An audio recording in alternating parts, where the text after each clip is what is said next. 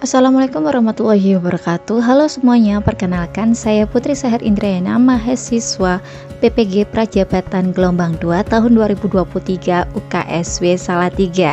Di sini saya akan memaparkan koneksi antar materi terkait mata kuliah, prinsip pengajaran dan asesmen. Yang pertama ada pengertian TARL.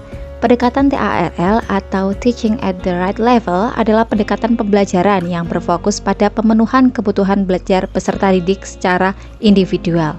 Pendekatan ini didasarkan pada teori bahwa setiap peserta didik memiliki karakteristik yang berbeda-beda, baik dari segi kemampuan, minat, maupun gaya belajar. Teori karakteristik peserta didik yang pertama ada teori diferensiasi individual, yaitu teori ini menyatakan bahwa setiap peserta didik memiliki perbedaan individual, baik dari segi kemampuan, minat, maupun gaya belajar. Perbedaan individual ini perlu dipertimbangkan dalam proses pembelajaran agar pembelajaran dapat berjalan secara efektif dan efisien. Kedua, ada teori perkembangan kognitif. Teori ini menjelaskan bahwa perkembangan kognitif peserta didik berlangsung secara bertahap, mulai dari tahap sensori motor, praoperasional, operasional konkret, hingga operasional formal. Perbedaan tahap perkembangan kognitif ini perlu dipertimbangkan dalam proses pembelajaran agar pembelajaran dapat sesuai dengan kemampuan berpikir peserta didik. Yang ketiga ada teori gaya belajar.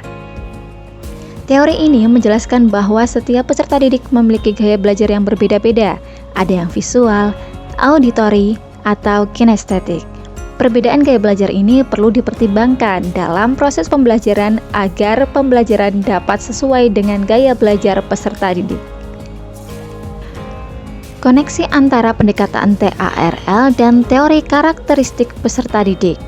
Pendekatan TARL dapat diimplementasikan dengan mempertimbangkan teori karakteristik peserta didik. Misalnya, dalam proses pembelajaran matematika, guru dapat memberikan materi yang disesuaikan dengan tingkat kemampuan peserta didik. Guru juga dapat memberikan berbagai macam aktivitas pembelajaran yang disesuaikan dengan minat dan gaya belajar peserta didik. Nah, berikut ini adalah beberapa contoh implementasi pendekatan TARL dengan mempertimbangkan teori karakteristik peserta didik.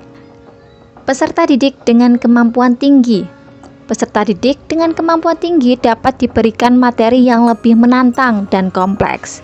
Guru juga dapat memberikan kesempatan kepada peserta didik ini untuk mengembangkan keterampilan berpikir kritis dan pemecahan masalah. Peserta didik dengan kemampuan rendah. Peserta didik dengan kemampuan rendah dapat diberikan materi yang lebih sederhana dan bertahap.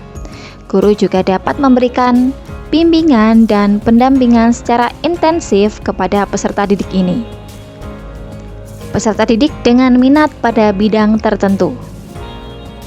Peserta didik dengan minat pada bidang tertentu dapat diberikan materi yang berkaitan dengan minatnya.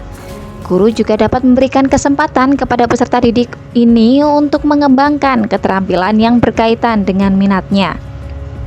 Selanjutnya, peserta didik dengan gaya belajar visual, yaitu peserta didik dengan gaya belajar visual dapat diberikan materi yang dikemas dalam bentuk gambar, diagram, atau video. Guru juga dapat memberikan kesempatan kepada peserta didik ini untuk menggambar atau membuat diagram untuk memahami materi pembelajaran. Peserta didik dengan gaya belajar auditori.